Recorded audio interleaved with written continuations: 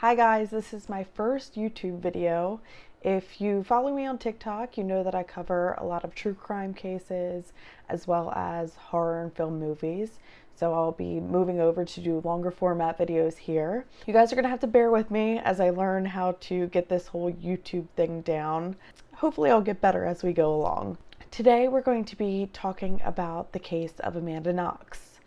I've always been kind of interested in this case because I also, like Amanda, studied abroad in Italy, so it felt kind of close to home in that sense. I've also been interested because I find it to be such a controversial case.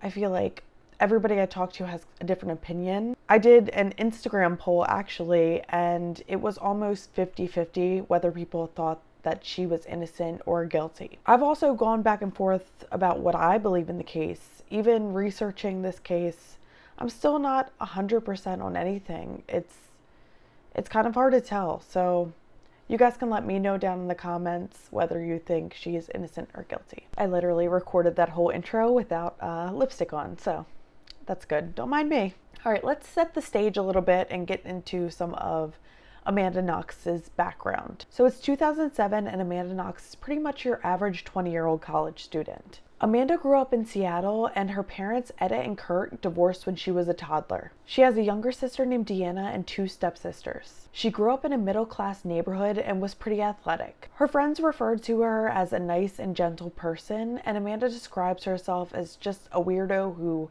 marches to the beat of her own drum. She graduated from high school in 2005 and started college at the University of Washington, where she planned to pursue a degree in linguistics.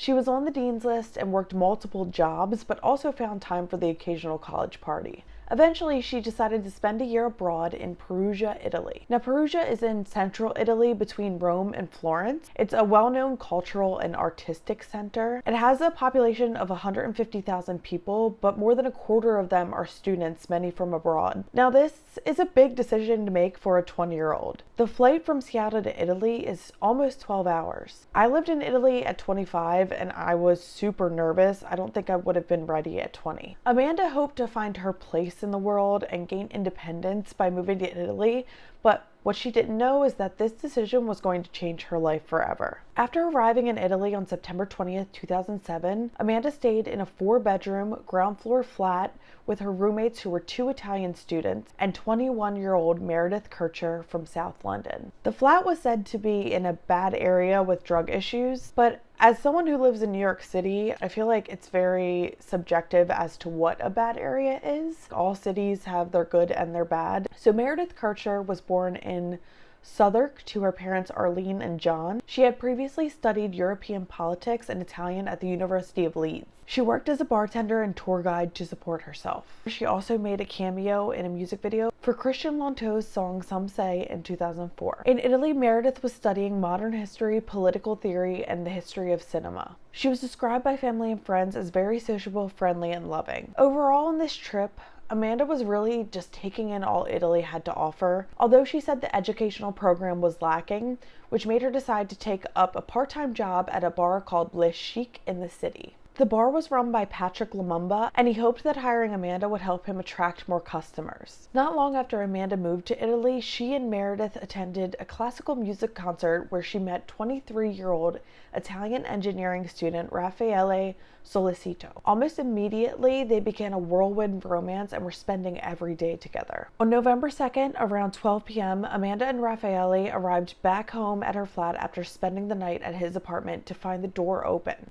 The previous night, Amanda said she was supposed to work at the bar, but Patrick, the owner, told her that she didn't need to come in. So instead, she spent the night with Raffaele watching Emilie, reading Harry Potter out loud, and making love. Her words. But after arriving home and finding the door open, this is where things get a bit interesting. Amanda alleges that she sees a few drops of blood in the bathroom sink, but doesn't think much of it and hops in the shower. Upon getting out of the shower, she notices more blood on the shower mat and that the toilet is unflushed with fecal matter in it and gets worried. What I really want to know is why the blood didn't worry her, but the poop in the toilet did. I always found that a little strange. She calls for Raffaele, and they knock on Meredith's door but receive no response. They find the door to be locked, which they say is odd. Eventually, they decide that things are not right and call the police. The police ask Amanda and Raffaele to wait outside and then bust open Meredith's door. Inside, they find Meredith's body partially nude under a blanket. Her throat is slashed very deep. There are also broken windows which lead to suspicion that there may have been a break-in. However, the glass from Meredith's broken window was on top of her clothes, which were likely ripped off by her attacker, suggesting that the window had been broken after the attack. After finding out about Meredith, Amanda and Raffaele are standing outside, allegedly engaging in a lot of PDA, which people found to be odd for what's going on. At some point, they bring Amanda inside to go through the knives in the kitchen to see if anything is missing. As Amanda is doing this, she begins to panic and cry, even hitting her hands to her ears. Now, in the Netflix documentary that I watched while I was researching this, the lead investigator says that he assumes this to mean that she had a memory of Meredith's murder. I know it's been said a lot, but everyone grieves in their own way, and in Amanda's words, this was the moment that Meredith's murder really hit her. So I do think it's interesting that he immediately jumped to this being a factor of guilt. Also, it's important to note that the 1st of November was a public holiday in Italy. So the Italian flatmates were out of town, and so were the downstairs neighbors, so this eliminated the chance to question them or see if they had witnessed anything. Raffaele was then brought in for questioning. Amanda accompanied him to the police station and sat in the waiting room where there were claims of more strange behavior on her end. Basically, it was said that she was doing cartwheels and yoga while waiting. At this point, the police began to heavily interview Raffaele. This eventually caused him to turn on Amanda. He said that he had lied to cover up for Amanda, as this is what she had asked him to do, and claimed that she had been out till 1 a.m. the night of the murder. From this point, more pressure was put on Amanda. They confiscated her cell phone and found a text message to her boss, Patrick, which investigators claimed was evidence that she planned to meet up with him later in the night. Amanda claims that this was simply a response to him telling her that she didn't have to come into work that night. At this point, the interrogators let her know that Raffaele had turned on her and was no longer supporting her story, saying that she was not home from 9 p.m. to 1 a.m. that night. This led to her breaking point. After endless questioning, it is said that she broke down and began to cry, wrapping her hands around her head and saying it was him, Patrick killed her. Amanda says that at this point she was unsure of reality, that the pressure from the interrogation caused her to remember things that were not real. She remembered seeing Patrick at the basketball court near the house and then seeing him in her house and hearing Meredith screaming. Her statement was exactly as follows. Last Thursday, 1st November, a day on which I usually work, while I was at the apartment of my boyfriend Raffaele, at about 20:30, I received a message from Patrick on my mobile, telling me that that evening the pub would remain closed because there were no people and therefore I didn't have to go to work. I replied to the message saying that we would meet immediately. Therefore, I went out telling my boyfriend that I had to go to work. I wish to state first that in the afternoon I had smoked a joint with Raffaele. Therefore, I felt confused because I do not usually make use of narcotics nor harder drugs. I met Patrick soon after at the basketball court of Piazza Gramana and we went home. I do not remember if Meredith was already there or if she came later. I find it difficult to remember those moments, but Patrick had sex with Meredith, with whom he was infatuated, but I do not remember well if Meredith had been threatened before. I vaguely remember that he killed her. She later claimed to her mother that none of this was real and was more like a dream she may have had. I'll also note that there were claims of physical force used in these interrogations from both Amanda and Raffaele. On November 6, Amanda Knox was arrested. Patrick was also arrested, but pretty quickly released when his alibi checked out. After being arrested, Amanda changed her story, saying that she and Raffaele stayed home the whole evening smoking, watching movies, studying, making love, and sleeping. She said her prior statements were made under the pressures of stress, shock, and extreme exhaustion. She had been told that she would be arrested and put in jail for 30 years and was also hit in the head when she wouldn't remember facts correctly. Here's a rundown of some of the main evidence that they found. They found a knife matching the description of the murder weapon in Raffaele's apartment. Once tested, it was concluded that Amanda's DNA was present on the handle of the knife and Meredith's DNA was on the blade. They also found a bra clasp later in the investigation. It was torn off of Meredith's bra and under a rug. Raffaele's DNA was found on this clasp. There were traces of Meredith's blood throughout the bathroom that she shared with Amanda. This is the same bathroom that Amanda showered in before Meredith's body was discovered. When these samples were tested, there were instances where both Meredith and Amanda's DNA were present. There was also a bloody footprint on the bath mat that was said to match the size and shape of Amanda's foot. However, Amanda's DNA was found nowhere in Meredith's room. DNA that didn't match Amanda, Raffaele, or Patrick was found throughout Meredith's room. On top of this, Meredith seems to have been sexually assaulted as they found male DNA inside of her. This DNA is then linked to a man named Rudy Guede. Rudy is a 20-year-old man who had lived in Perugia since the age of 5. He had a bit of a shady background with a history of break-ins. He also left for Germany shortly after Meredith's murder and made it known to friends that he was there the night she was killed. He also tells his friends that Amanda was not there that night. This is his initial story. He had gone over Meredith for an arranged date the night of her murder. He said that they had fooled around, but they did not have sex because neither had a condom. At this point, he says that his stomach started hurting, so he went to the bathroom. While he was in there, he hears Meredith start screaming. And when he gets back to the room, he sees a shadowy figure holding a knife over the bloody Meredith. He opted for a fast-track trial, which started in September 2008. When he got to court, however, he changed his story and said that Amanda was in fact there. The court found that his version of events did not match the forensic evidence. He couldn't explain why one of his palm prints, stained with Meredith's blood, had been found on the pillow of the single bed under her nude body. He was convicted of murder and sexual assault in October of 2008 and given 30 years. It's crazy because while all of this was happening, no one was paying much attention to Rudy. The media and public attention still circled around Amanda Knox, or Foxy Knoxy as they like to call her. And prosecutors were still convinced that Rudy did not work alone and that Amanda and Raffaele were involved. There are several items of evidence that may indicate that Rudy was not alone. The door to Meredith's room was locked. This would have required Rudy to turn around and face the door to lock it. Rudy had blood on his shoes, but his tracks lead directly out of the cottage, and there is no evidence of any footprints compatible with him having locked the door. These missing footprints indicate that someone other than Rudy locked Meredith's door. A witness saw the three accused together on the night of the murder, meters from the cottage where the murders happened. There are indications that there was an attempt to selectively remove evidence. Some bloody footprints were cleaned while others were left untouched, and the bathroom was cleaned fairly thoroughly. Rudy had no reason nor the time to do any of this. Sometime after she died, it's alleged that Meredith's body was moved and arranged to make it more obvious that she had been assaulted. Rudy, who had sexually assaulted her, had no reason to do this, so someone else must have moved and rearranged Meredith's body. Furthermore, all of this happened a considerable time after her death. The evidence shows that Rudy left the cottage soon after the attack and never returned. Amanda had a scratch on her neck. According to others, it was not present on the morning and early afternoon of the day of the murder, but it was present the following day. Amanda claims that the neck injury was actually a hickey. The injury was photographed and allegedly bears no resemblance to a hickey. When Raffaele's apartment was searched, the police reported that it smelled strongly of bleach. During the search, there were 2 bottles of bleach found under the kitchen sink. The police interviewed Natalia, who had taken over the job cleaning Raffaele's apartment from his previous maid. Natalia said she had never seen the bleach. Amanda's trial began on January 16, 2009. The prosecution said that Amanda's motive was her and Meredith not getting along, and Meredith being judgmental of Amanda's crazy ways, partying, sexual activity, etc. The defense argued much of the DNA found in the home, stating that of course there would be Amanda's DNA all over the bathroom, as it was her home too. They also argued that some of the DNA found of Amanda's could have been spit and not blood because these samples come across the same. Amanda testifies for herself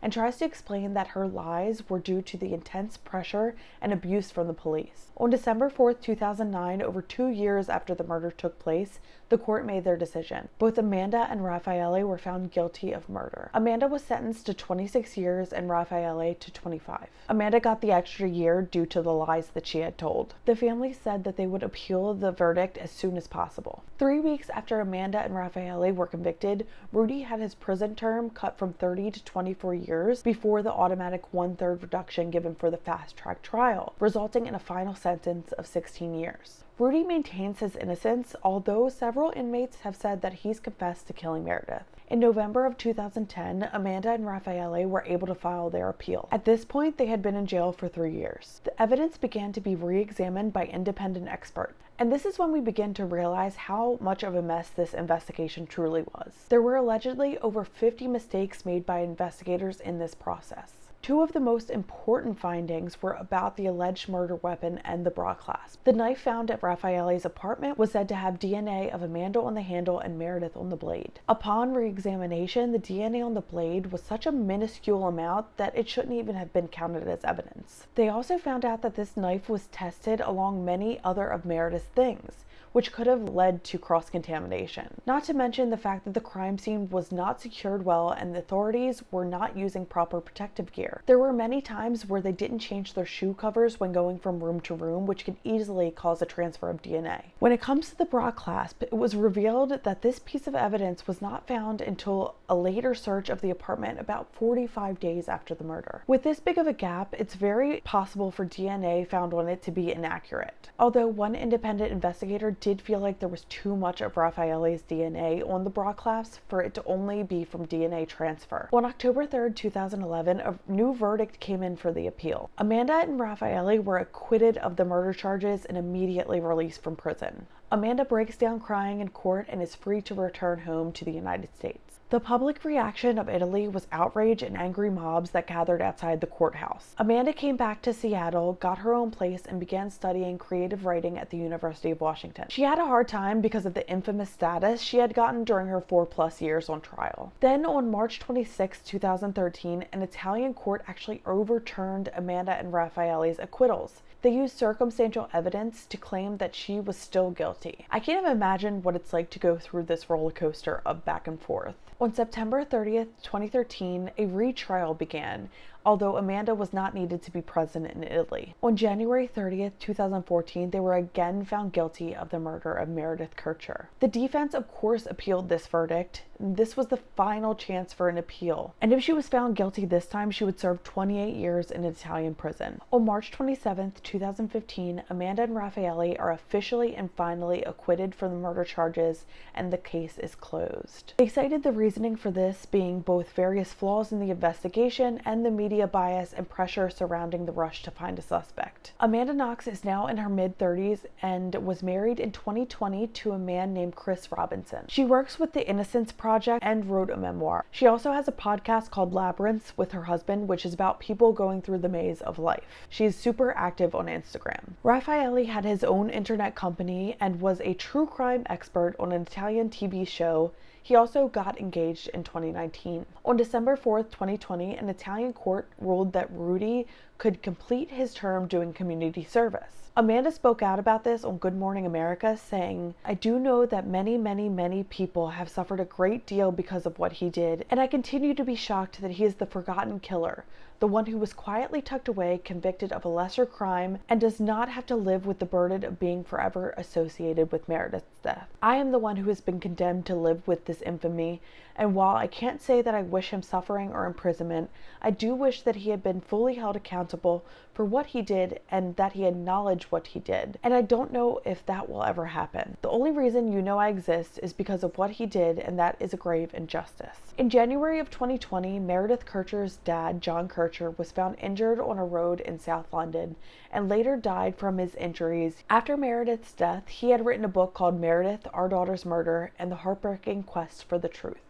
I just think overall it's so hard with such a highly publicized case. There's so much media bias involved here. It's really hard to know what to think and whether the media is just kind of sensationalizing some of these facts. For example, there was an interviewer who asked Amanda what kind of sex she was into. Why does this matter? There were so many articles about Amanda's sex life and what she did in her personal time that kind of labeled her, again using the term Foxy Knoxy, as this sex-crazed young woman. There's also the media photos that were being spread around like wildfire. There was a leak of Amanda's private diary, which revealed the fact that she was falsely told that she had HIV during an interrogation to get her to spill some information about Raffaele. But overall, that is the case of Amanda Knox. By legal terms, she and Raffaele have been acquitted and Rudy has been found guilty. But you guys can let me know in the comments what you think. Do you think she's guilty? Do you think she's not? What do you think of the overall handling of the case? And yeah, thank you guys for watching. Don't forget to subscribe to my channel. I'm going to try to put out some true crime videos and movie reviews as much as possible. And bear with me as I get used to this whole YouTube thing because it's new for me. I have no clue what I'm doing right now. I'm gonna get better.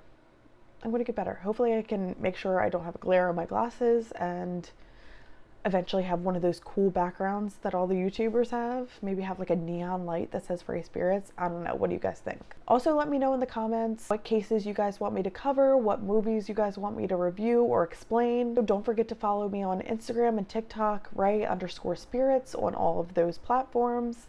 And yeah, thanks guys so much for watching.